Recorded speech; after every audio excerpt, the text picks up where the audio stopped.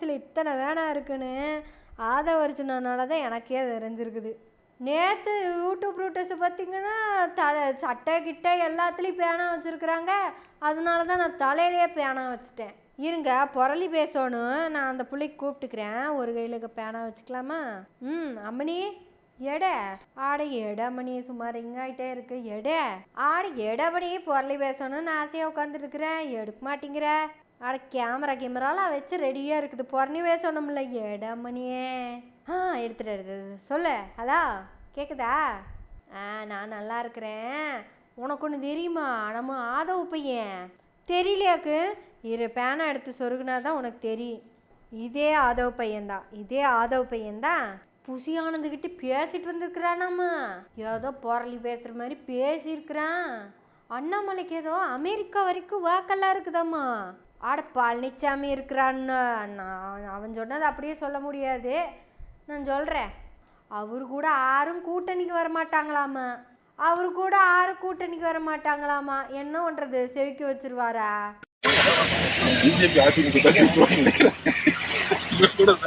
கூட்டணி வருவோம். அண்ணாமலையாச்சும் 10 பேர் வச்சுக்கிட்டு எலெக்ஷன் நின்று 20% 18% ஓட் பண்ணுவாங்க. எடப்பாடி நம்பி அவனுக்கு கூட்டணி வர மாதிரி தெரியல.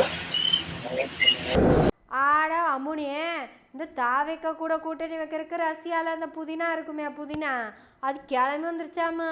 ஆடி கிறக முடிச்சவளே, சட்னி அரைக்கிறது புதினா இல்லை, அங்கே ஒருத்தர் இருப்பார்ல அதிபரா, அவரு வருவாராமா. அவர் வந்திருக்கிறாரு. அப்புறம் ஜெர்மனிலேருந்து ஒரு அம்மனி வந்து கையெழுத்து போட்டு போயிருக்கு கூட்டணி பேச்சுவார்த்தை நடத்திட்டு. அதுதான் முழங்கால் வரைக்கும் பாவாடை போட்டிருக்குமே, அந்த முனி வந்து பேசி கையெழுத்து போட்டு கொடுத்துட்டு போயிருக்குதாமா. அப்புறம் நியூசிலாண்டுன்னு ஒரு ஊர் இருக்குதாம்மா. நியூசிலாண்டு சொல்லுவாங்க. அந்த ஊர்லேருந்து ஒரு அம்மனி வந்து கையெழுத்து போட்டு போயிருக்குறாமா. அப்புறம் நம்ம பழங்குடியின பெண் அந்த பார்லிமெண்ட்டில் ஹக்கா ஹக்கா அப்படின்னு அவங்க பாட்டு பாடி குரல் கொடுத்தாங்கல்ல, அந்த பொண்ணு வந்து கையெழுத்து போட்டு போயிருக்குதாம்மா. அதனால இப்போ பனையூருக்குள்ளே 6 நாளையும் போக முடிய மாட்டேங்குது. ஒரு பக்கம் பார்த்தா அன்புமணி வீட்டுக்கு அகில இந்திய கட்சி வருது. இந்த தாவேக்கா தலைவர் வீட்டுக்கு பார்த்தா அகில உலக கட்சியெல்லாம் கிளம்பி வருது.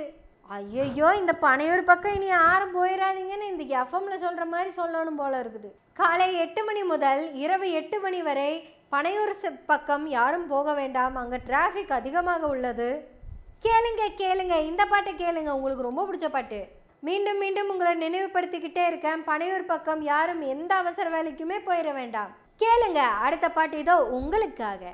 இப்படி பேசிக்கிட்டு இருக்கிறானுங்க, அம்புட்டு கூட்டம் போல தெரியுது. அதுவும் இந்த பையன் பழனிசாமியை இந்த தினமலரில் எழுதின மாதிரி மரியாதை இல்லாமல் பேசி போட்டார் போல. பழனிசாமிக்கெல்லாம் ரோசம் வந்து எது கேப்பாருன்னு நினைக்கிறியாக்கு நீயே? சேக்கிலார் எழுதின கம்பராமாயணத்தில் ரோசமே இல்லை. அது என்ன திருக்குறள்? அதில் அதிகாரம் இருக்கிறதுக்கு அதில் எங்கே இருக்குதா அதிகாரம்? எல்லாம் அடிமைத்தனந்தேன். பழனிசாமி வெறும் பழனின்னு கூட்டப்பு கூட ஏன் என்னன்னு கேள்வி கேட்கல. அது சரி, அதை விடு, நம்ம ஏன் அதை போய் பேசிக்கிட்டு. அப்புறம் முக்கியமான விஷயத்த பேசலான்னு இருக்கிறேன், அதுக்கு போயிடலாமா? அந்த சில்லற பையன் இருக்கிறான்ல, சில்லற பையனா சீமாந்தேன், வேற யார சொல்ல போகிறேன். அவங்கிட்ட போயிட்டு இந்த ரிப்போர்ட்டர்ஸு என்னத்தை கேட்குறாங்க, எதையாவது கேட்டால் தான் பரவாயில்லையே. அதில் ஒருத்தர் ரொம்ப முக்கியமான கேள்வி கேட்டுருக்கிறாரு. ஏனுங்க இந்த ஆனந்தும் புசியும் கேமரா இருக்கிறது தெரிஞ்சோ தெரியாமலோ, அறிஞ்சோ அறியாமலோ, புரிஞ்சோ புரியாமலோ சித்தப்பனை பற்றி கேவலமாக பேச போட்டாங்க. உன்ற சித்தப்பனை பற்றி தான் பேசியிருக்கிறாங்க அப்படின்னு நம்ம ரிப்போர்ட்டர் தம்பி கேள்வி கேட்டிருக்கிறாரு. நியாயமாக கோவம் வரணுமா வரக்கூடாதா? இந்த வீடியோ எடுக்கிறத பற்றி இந்த சில்லற பையனுக்கு தெரியாததாக்கு ஃபுல் ஆடியோ வீடியோ இவன் தான் வச்சிருக்கிறான். சரி, அந்த கேள்வி கேட்டது சீமான் என்ன சொல்லியிருக்கிறான், இல்லைப்பா அது தப்பு அப்படின்னு கூட சொல்லலை, சித்தப்பனை பேசினா பேசிட்டு போகிறாங்க அப்படின்னு உட்பட்டான் போல. இந்த பரணி பேசுறதுக்கெல்லாம் நான் அது சொல்ல முடியுமா? நான் எப்பேற்பட்ட பிடிங்கி தெரியுமா? எனக்கு அத்தனை வேலை கிடக்குதே தெரியுமா? இங்கே இருக்கிற அத்தனை மைக்கு நான் தான் பையில தூக்கி கொண்டு வரணும். நான் எல்லாத்துக்கிட்டையும் ஃபோன் பண்ணி வேற சொல்லணும், யாரும் ப்ரெஸ் மீட்டுக்கு வந்துடாதீங்க, எல்லாம் அங்கேயே இருங்க, மைக்கை மட்டும் கொடுத்து அனுப்புங்க. நான் கொஸ்டின் எழுதி என் தம்பிக்கிட்ட கொடுப்பேன், அவங்க ரிப்போர்ட்டர் மாதிரி கேள்வி கேட்பாங்க. சார், அண்ணாமலையாவது ஒரு 10 பேரை வச்சுக்கிட்டு 20% ஓட்டு வாங்கியிருக்காரு. ஆனால் எடப்பாடி நம்பி யாருமே கூட்டணி வைக்க வரல அப்படின்னு ஆதவ அர்ஜுனாவும் நம்ம தாவேக்காவோட பொதுச் செயலாளர் ஆனந்தும் பேசியிருக்காங்க. அதை எப்படி பார்க்குறீங்க? புரணி பேசுகிறதுக்கெல்லாம் நான் கருத்து சொல்ல முடியுமா என்ன? இதே ஆதவ அர்ஜுனா தான் என்னை அதிமுக கூட்டணிக்கு வாங்கினார், துணை முதலமைச்சராகிறேன்னு. அதுக்கு என்ன பண்ணுறது? அதில் ஒரு தம்பி தான் சீரியஸாக கேட்டுக்கிறான் இந்த பொரணி பேசுனதை பற்றி. உடனே அவன் சொல்லியிருக்கான், nothing to worry. One day நானும் ஆதவும் spoke in sports car. Aadhav speed driving his car. I am sitting left to him. வண்டி ஸ்பீடாக கோயிங்கா. தம்பி டெல்லிங் டு மீ, அண்ணே அதிமுகவுக்கு வானே, டெப்யூட்டி சிஎம் ஆக்கிறனே அப்படின்னு இவன் சொன்னானா. ஆனால் இவன் உண்மையாலுமே இதை காமெடி மாதிரி சொன்னானா இல்லை உண்மையாக நடந்ததைத்தான் சொன்னானா?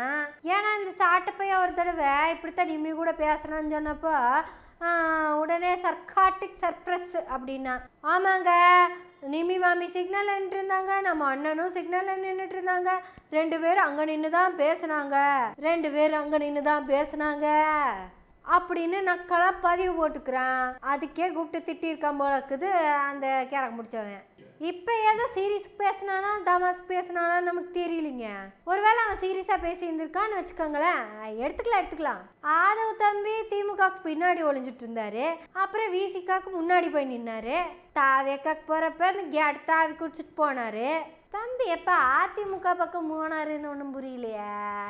அப்படியே போனாலும் சித்தப்பனையும் சின்ன சில்லறையும் பேச வைக்கிறதுக்கு இந்த தம்பிக்கு எந்த பிரயோஜனமும் கிடையாது. ஏன்னா சில்லற பையன் சித்தப்பங்கிட்ட வாரம் பேசி பணத்தை வாங்கிக்கிட்டு தான் கிடக்குறான். அப்புறம் சித்தப்பங்கிட்ட பேசுறதுக்கு எதுக்கு இந்த மீடியேட்டர்னு தெரியலையே. ஒருவேளை தம்பி உண்மையா பேசியிருந்தாலும் இவன் கற்பனையா என்னவே சிற்பம் நம்ம பேசணும்ல. அதை கூட நம்ம புனகையாடுத்தாங்க பேசுறோம், கோவமெல்லாம் பேசலிங்க. அதுவே நான் கவுன்சிலர் கூட ஆயிடக்கூடாதுன்னு தான் கட்சி ஆரம்பிச்சிருக்கிறேன். நீ என்ன போய் டெப்டி சிஎம் ஆக்கிட்டேனா? நான் கோயிலாக போய் படிக்கட்டை கழுவேனா? இல்லை ட்ரெஸ்ஸை என்னோட கலர்லேயே போட்டுட்டு இந்த கலர் தான் பெருசுன்னு பேச போகிறேன்னா? ஆட என்றதுன்னா கருப்பில்லைங்க, சாஃப்ரான். அப்புறம் நமக்கு அங்கே போய் உட்கார்றதெல்லாம் ஆகாது தம்பி. நமக்கு துளி கூட அதில் விருப்பம் இல்லை. ஏன்னா அங்கே போனோம்னா சொன்னதெல்லாம் செஞ்சிரோன்னு நமக்கு அது முடியுமா? நாம தான் இஷ்டத்துக்கு புளிகி வச்சிருக்கிறோம்ல, ஏதாவது ஒன்றத்தை செய்ய முடியுமா சொல்லு? அப்புறம் அரசியல் சட்ட திட்டத்துக்கு கட்டுப்பட்டு தான் சில வேலைகளை செய்யணும். இப்போ நான் ப்ரீ பேர்டாக இருக்கிறேன். என்ற பிள்ளைய நான் ஸ்கூலுக்கு அனுப்பாமல் மாடு மேய்க்க அனுப்புனா கூட என்னை யாரும் கேட்க முடியாது. ஆனால் உண்மையாலுமே நான் அதைத்தான் பண்ணிட்டு இருக்கிறேனா? வெளியே என்ன பேசிட்டு இருக்கிறேன்? வெளியெல்லாம் குழந்தைங்கள மாடு மேய்க்க அனுப்புங்க, பணம் மாதிரி சொல்லுங்கன்னு பேசுவேன். ஆனால் பையனை உடனே மேலே ஓட்டு ஸ்கூலில் கொண்டு போய் விட்டுட்டு வருவேன். எதனால? நம்ம சொல்கிறத நம்ம செய்யவே மாட்டோம், செய்யவும் முடியாதுப்பா. செய்யறதுக்கு இன்ட்ரெஸ்டும் கிடையாது. ஏங்கண்ணு இப்படித்தானே அவன் பேசியிருப்பான், கரெக்டாக சொல்கிறேன். ஏன் இன்னும் இவ்வளோ நேரம் நான் பேசிட்டு இருக்கேன், நீ லைனில் இருக்கிறியா இல்லையா? கூட கொட்ட மாட்டேங்கிற, சொல்லு. நான் எவ்வளோ கஷ்டப்பட்டு கதையை சொல்கிறேன், உன் கொட்டி கேட்கணுமா வேண்டாமா? நம்ம சில்லற பையன் கதை சொல்லும்போது அப்படின்லாம் சொல்கிறீங்க. சரி, ஒரு வேளை இவன் கிண்டலுக்கு தான் சொல்கிறானே வச்சுக்க. ஏன்டா சாட் பையன் சீரியஸாக கனிமவள கொள்ளையை பற்றி பேசினான். அடுத்த நாளே லெட்டர் அனுப்புகிறேன், அந்த சேனலுக்கும் இந்த கட்சிக்கும் ஒரு சம்மந்தமும் கிடையாதுன்னு.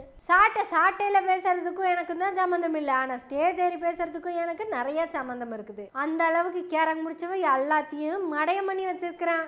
இவனெல்லாம் கவுன்சிலரே ஆக மாட்டான்னு எல்லாத்துக்கும் தெரியும். இவனை கூப்பிட்டு டெப்யூட்டி சிஎம் ஆகுறியான்னு கேட்டாங்களாமா. ஆக மொத்தத்தில் ஒன்று உண்மை, இவன் மட்டும் இல்லை, இவன்ற கூட இருக்கிற அத்தனை வேத்தியும் கவுன்சிலர் கூட ஆக விட மாட்டேன்னு கட்டுப்பாடாக வச்சிருக்கிறான். இப்படி இவங்க எல்லாம் என்னென்னமோ பேசிட்டு இருக்கிறாங்க, ஆனால் என்னன்னு நமக்கு ஒன்றும் புரிய மாட்டேங்குது. ஆனால் ஒன்று மட்டும் உண்மை, இவனுங்களோட காமெடிக்கு அளவே இல்லாமல் போச்சு. அந்த பேனா கீழே வந்துச்சு. காமெடி வந்தால் சிரிக்கணும். சீமா ரொம்ப சத்தமாக சிரித்தோன்னா சீமான் மாதிரி ஆகி போயிடு. அதனால நம்ம புன்னகையோடு சிரிக்கலாமா? அப்படியே புன்னகையோடையே நம்ம புன்னகை சேனலுக்கு சப்ஸ்கிரைப் பண்ணி பெல் பட்டனை அழுத்தி ஆதரவுகளை கொடுத்துக்கிட்டே வாங்க. நன்றி, வணக்கம்.